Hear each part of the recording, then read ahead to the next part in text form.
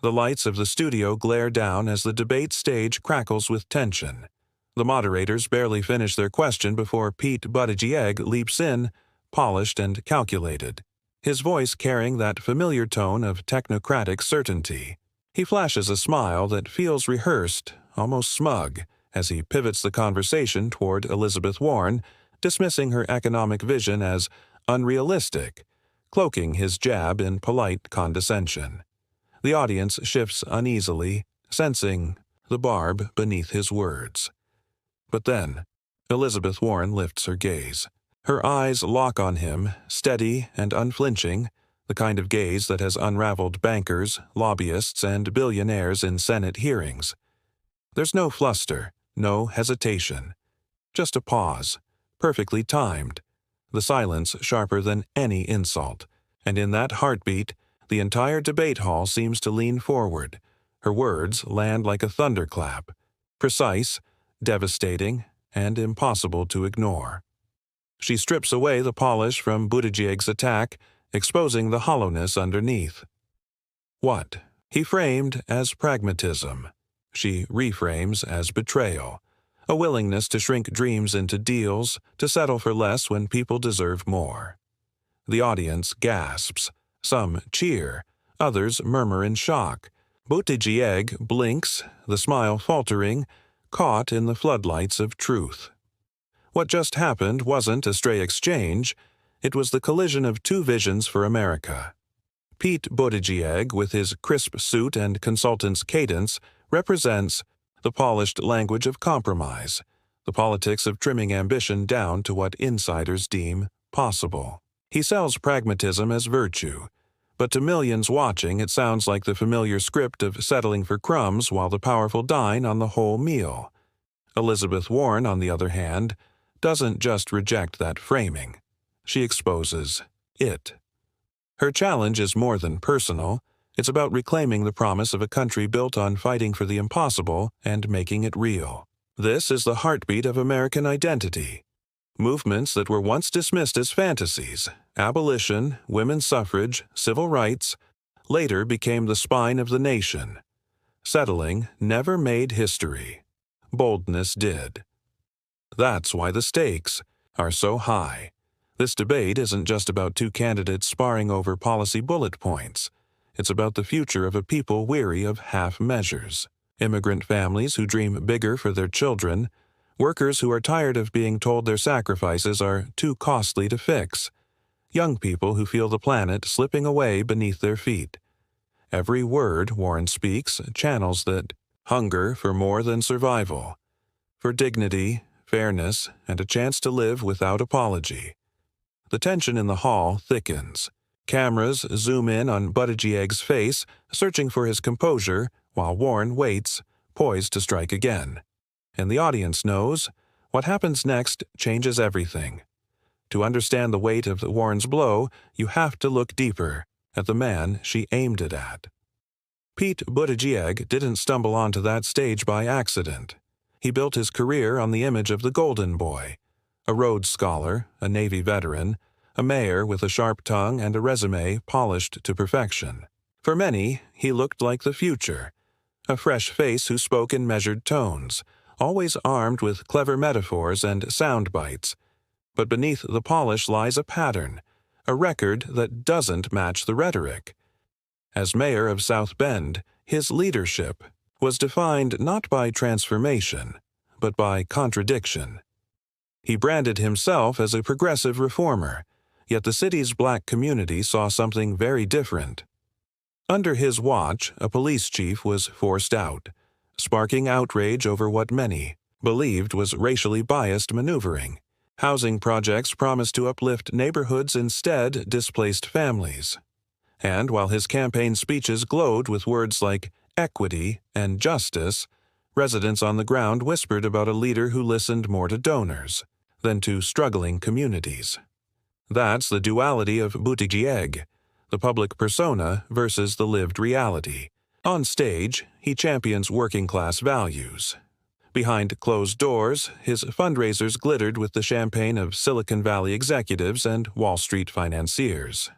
His smile, so often praised as disarming, begins to look less like warmth and more like a mask, polite, controlled, hiding the ambition of a man willing to bend his ideals in exchange for proximity to power.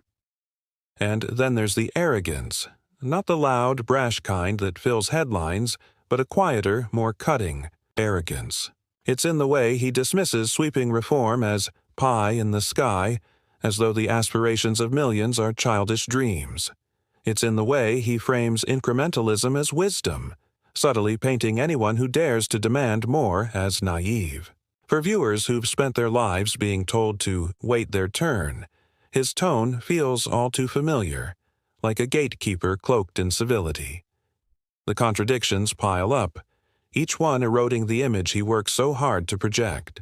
Champion of the people, yet beloved by elites. Advocate for change, yet defender of the status quo. Fighter for justice, yet unwilling to confront the inequities festering in his own backyard. And it's those contradictions that make Warren's attack sting so sharply. She doesn't just challenge his ideas, she peels back the veneer, forcing America to confront the distance between who Buttigieg says he is and what his record reveals.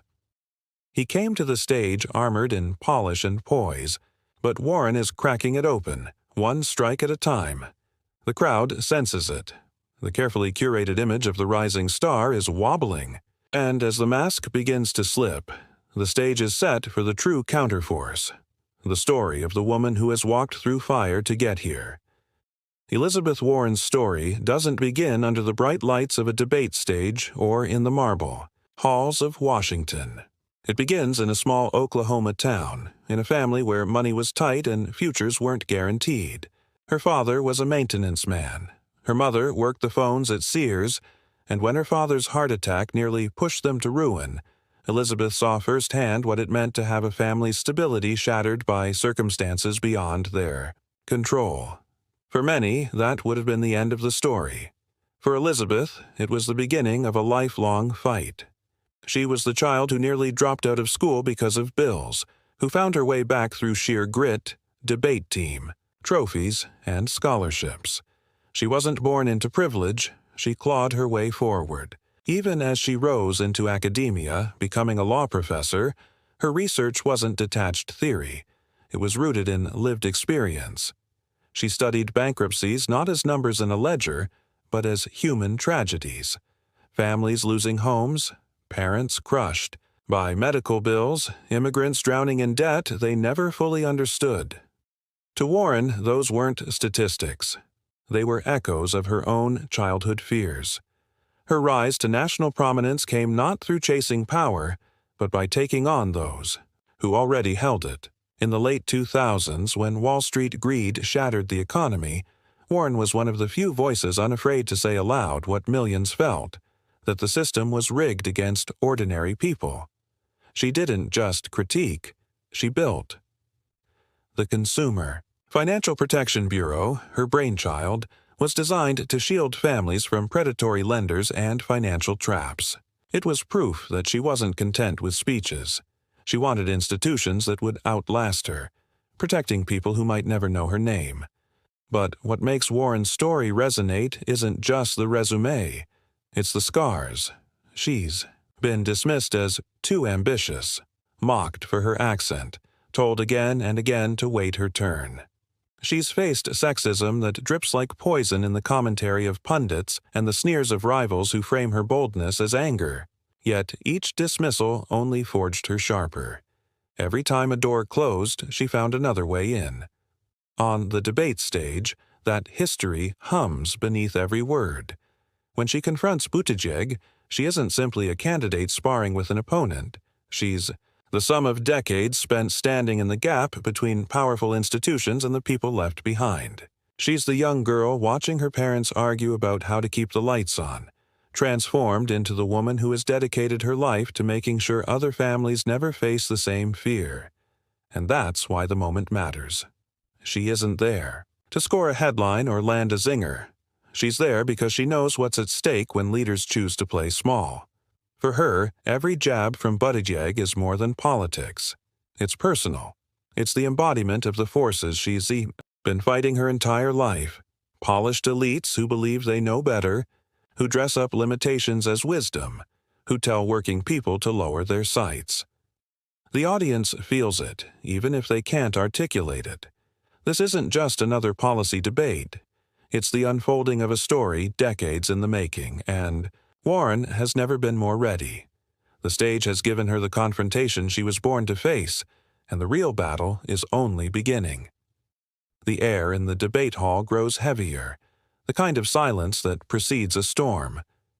Buttigieg, stung by Warren's earlier strike, leans forward, voice sharpened. He accuses her of spinning fantasies, of promising voters castles in the sky without explaining the bill.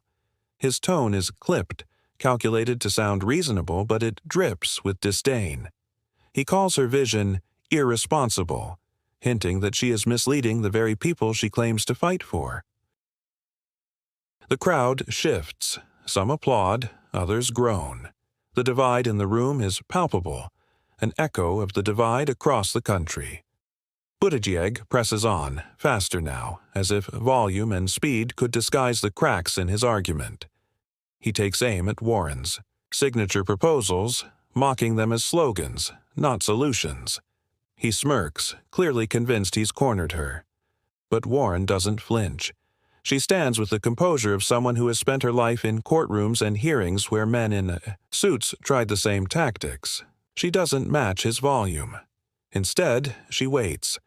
The audience quiets, drawn into her stillness, and then she responds, not with a shouted comeback, but with the scalpel of precision. Her rebuttal is calm, almost surgical. She acknowledges the difficulty of her plans, then twists the knife. "What's irresponsible," she says, her voice steady, "is telling millions of struggling families to dream smaller so that politicians can feel safer." The line detonates. Applause erupts, cutting through Buttigieg's attempted interjection. His smirk falters. For the first time, his rhythm stumbles. He tries again, pointing to budget constraints, but the force is gone.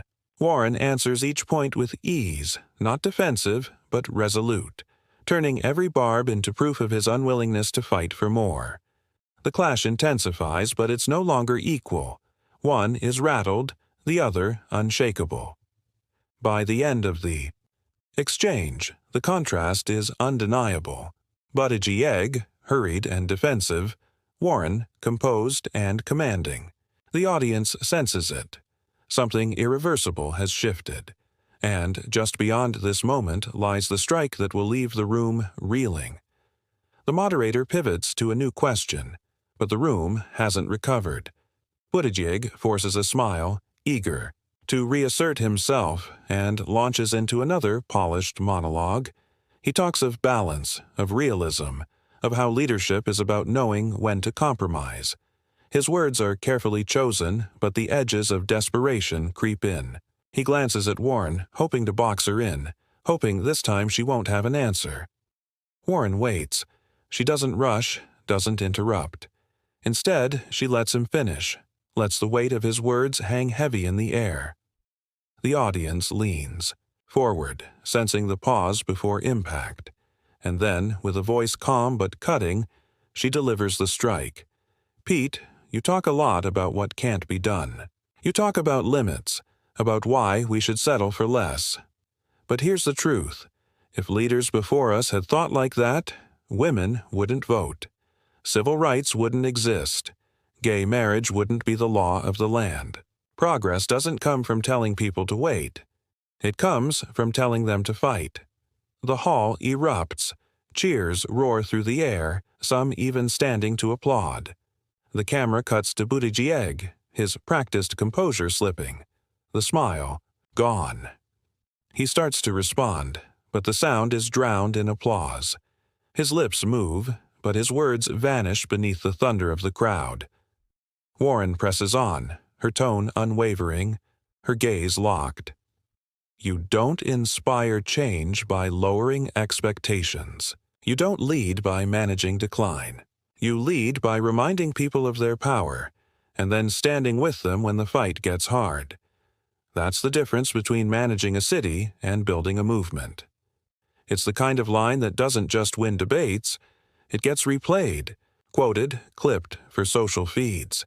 The crowd feels it in their bones, the electricity of truth cutting through political theater. Buttigieg tries to laugh it off, but the laugh lands hollow. He looks down, adjusts his tie, shuffles his notes. His armor has cracked. In that instant, Warren isn't just another candidate on the stage. She is the embodiment of a larger truth, the echo of generations who refuse to shrink themselves to fit the boundaries others set. The contrast could not be clearer. One candidate rattled, diminished, the other rising, her voice carrying the weight of history. The debate hall simmers, with energy, a storm unleashed. And as the cameras pan across cheering faces, the question lingers in the air. How far will the shockwaves travel once the night is over? The debate ends, but the battle has only just begun. Within minutes, clips of Warren's takedown spread, like wildfire across social media. The mic drop moment, her sharp rebuke about leaders who tell people to dream smaller, is replayed on loop, captioned in bold letters, each upload gathering millions of views. Twitter explodes. The hashtags Raj Dream Bigger and Utica Warren Mic Drop trend nationally, dwarfing even the official debate tag. Memes surface instantly. Side-by-side shots of Buttigieg's fading smirk and Warren's steady gaze fill timelines, transformed into digital posters of triumph and humiliation. TikTok users remix the exchange into viral sound bites. On Instagram, graphics emerge with Warren's words framed as rallying cries, shared by activists, students, and immigrant families alike. To her supporters, it isn't just a debate line. It's validation, proof that someone on the stage speaks directly to their struggles without apology. But the ripple doesn't stop online. Morning talk shows replay the moment as their lead clip.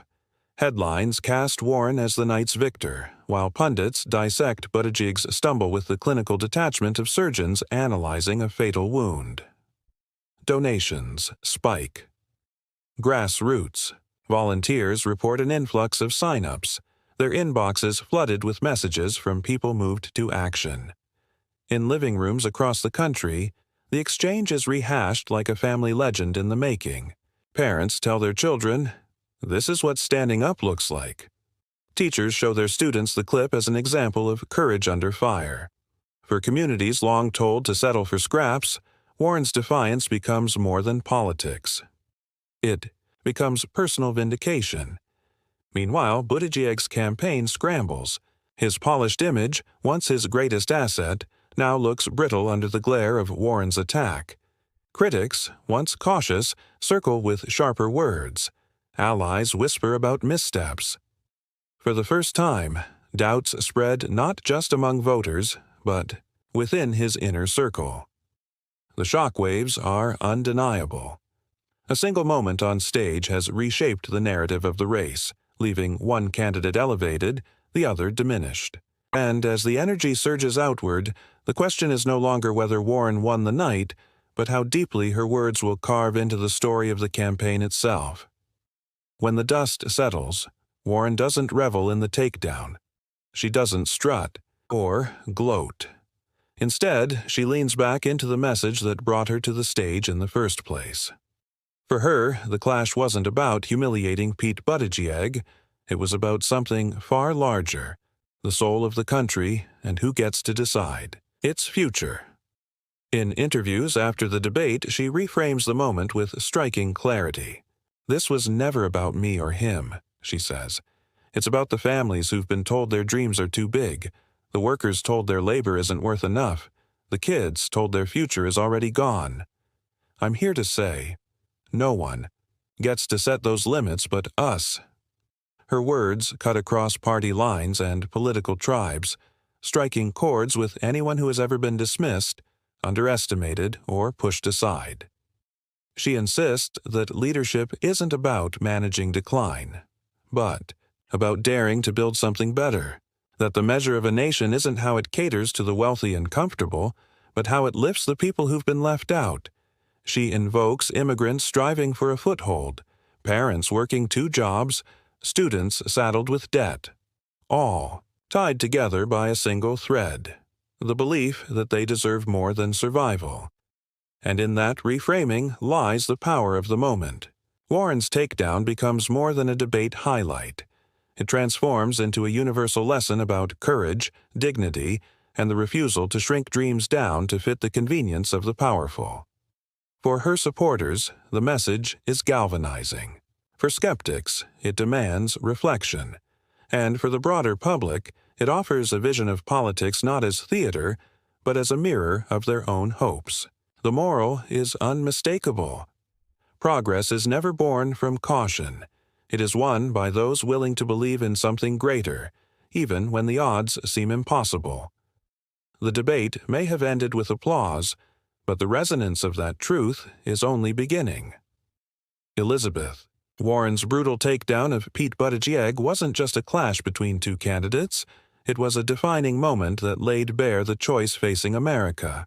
On one side, the polished politics of caution, where ambition is trimmed to fit the comfort of the powerful. On the other, the fearless insistence that progress belongs to those who dare to demand more. That night, Warren didn't just win an argument. She reminded millions that leadership means standing with the people, not above them. Her words still echo. Progress doesn't come from settling. It comes from fighting. And that is why this moment matters far beyond the debate stage. Because every immigrant striving for opportunity, every worker struggling for fairness, every student hoping for a future, they all deserve leaders who will dream as big as they do. This wasn't about humiliation for its own sake.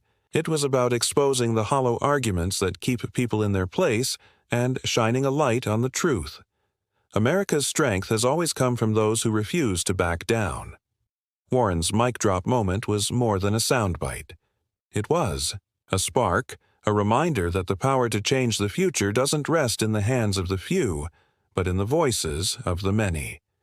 If this resonated with you, don't let it stop here. Share this video, join the conversation, and subscribe for more stories that cut through the noise and bring clarity to the fight ahead. Together, we can amplify the truth and make sure it's heard everywhere.